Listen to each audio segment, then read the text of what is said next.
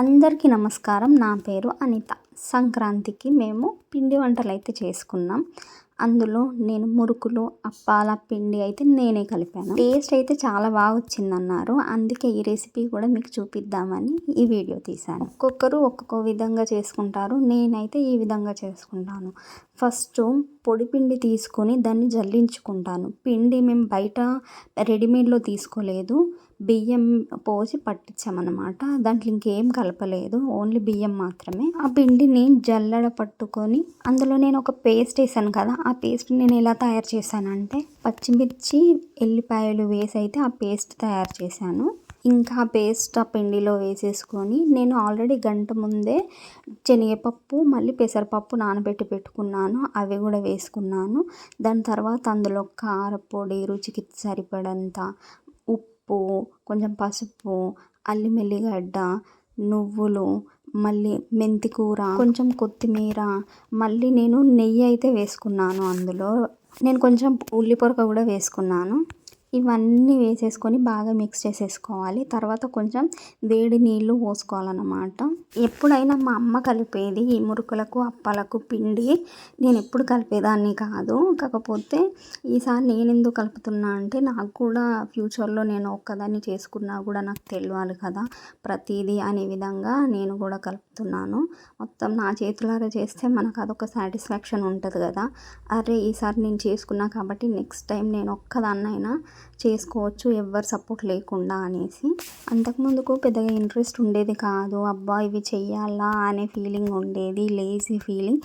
కాకపోతే ఇప్పుడు ఆ లేజీ ఫీలింగ్ మనం పెట్టుకుంటే అది కాదు కదా. ఇంకా పిండి బాగా కలుపుకున్నాక దాంట్లో వేడి వాటర్ పోసుకోవాలి. ఆ తర్వాత మెల్లగా ఇలా వీడియోలో చూపిస్తున్న విధంగా కలుపుకోవాలి. మొత్తం వాటర్ కొంచెం తడ అంటేలా చేయాలన్నమాట పిండికి. ఆ తర్వాత మనం వాటర్ పోసుకుంటూ కలుపుకోవచ్చు మంచిగా. మీలో ఎవరైనా కొత్తగా పెళ్ళైన వాళ్ళు ఉన్నారా, వాళ్ళకు ఇవి రాకపోవడం, లేకపోతే కొత్తగా నేర్చుకోవడం, ఎవరి సహాయం లేకుండా చేయడం లాంటి వాళ్ళు ఎవరన్నా ఉన్నారా? ఇంకా ఇలా మంచిగా కలిపి పెట్టుకున్నాక ఒక సైడ్కి కొంచెం పిండి తీసుకొని మంచిగా కలిపి ముద్దల్లాగా చేసుకోవాలి, పిండి ముద్దల్లాగా. ఆ తర్వాత నేనైతే ఫస్ట్ అన్నీ రౌండ్స్ చేసి అయితే పెట్టుకున్నాను. ఇప్పుడు కొత్తగా పెళ్ళైన వాళ్ళ సిచ్యువేషన్ ఎలా ఉంది? మీరు అత్తగారింట్లో ఉన్నారా, అమ్మగారింట్లో ఉన్నారా? అత్తగారింట్లో ఉంటే మీరు ఇవన్నీ చేశారా? ఎంతైనా పెళ్ళికి ముందు పెళ్ళికి తర్వాత చాలా డిఫరెన్స్ ఉంటుంది కదా. పెళ్ళికి ముందు ఎలా ఉంటుందంటే మనం చేసినా చెయ్యకపోయినా పెద్ద ఫరక్ పడదు, ఎంతమంది తిట్టినా మనం పట్టించుకోము. కానీ పెళ్ళి తర్వాత మనకంటూ కొన్ని బాధ్యతలు ఉంటాయి. అది పెళ్ళి తర్వాత అందరికీ అర్థమవుతుంది. నేను వంటలు ఇట్లా నాకు ఆల్మోస్ట్ అన్నీ వచ్చు, అన్నీ బాగానే కుక్ చేస్తాను. ఇవే ఈ పిండి వంటల్లోనే కొంచెం ఓపిక ఉండదు, కానీ ఓపిక తెచ్చుకోవాలి, అన్నీ నేర్చుకోవాలి. రేపు అందరూ ఉండాలంటే కాదు కదా, మనము ఒక్కరమే ఉండి చేసుకునే సిచ్యువేషన్ కూడా వస్తుంది. సో అవన్నీ హ్యాండిల్ కావాలి, అవన్నీ మేనేజ్ చేసుకోవాలి అనేసి నా తాపత్రయం. ఇంకా మా అమ్మ కట్టెల పొయ్యి అయితే పెట్టింది. మేము బయట చేసుకుంటున్నాం. ఇవి ఊర్లలో ఏం మురుకులప్పలైనా సరే బయటనే కూర్చొని చేసుకుంటారు. ఇలా సాపలు వేసుకొని అందరు ముచ్చట్లు పెట్టుకుంటా కూర్చుంటారు. అక్కడ నేను మా వదిన ఇట్లా చేస్తూ కూర్చున్నాం. నేను ఇవి చేయడం, మా వదిన గోలించడం చేస్తాను. నేను పిండిలు ఇట్లా మొత్తం కలిపించి అప్పాలు అయితే మొత్తం చేసే వరకు ఉన్నాను. మురుకులు అయితే నేను చేయలేదు.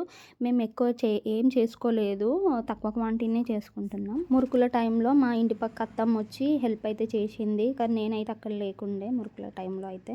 మురుకుల రెసిపీ కూడా నేను పెడతాను యూట్యూబ్ ఛానల్లో. అప్పాలు చాలా ఈజీ, త్వరగా గోలిపోతాయి. కానీ మురుకులు కొంచెం లోపల పిండి అంతా మెత్తగా ఉంటుంది కదా, సో మురుకులు అయితే బాగా గోలాలి. అందుకోసమని ఫస్ట్ అప్పాలు అయితే చేసేసుకున్నాం మేము. మీకు ఈ వీడియో నచ్చినట్టయితే ప్లీజ్ సబ్స్క్రైబ్ చేసుకొని పక్కనున్న బెల్ ఐకాన్ అయితే కొట్టేయండి. అది కొట్టడం వల్ల నేను ఏ వీడియో పెట్టినా కూడా మీకు నోటిఫికేషన్ వస్తుంది. అండ్ షేర్, లైక్, మళ్ళీ కమెంట్ కూడా చేయండి నేను ఇలా చేసుకున్న పండుగ అనేసి. అలాగే మీ కొత్తగా పెళ్ళైన వాళ్ళు మీరు ఎలా చేసుకున్నారని కూడా చెప్పండి. థ్యాంక్ యూ అందరికీ.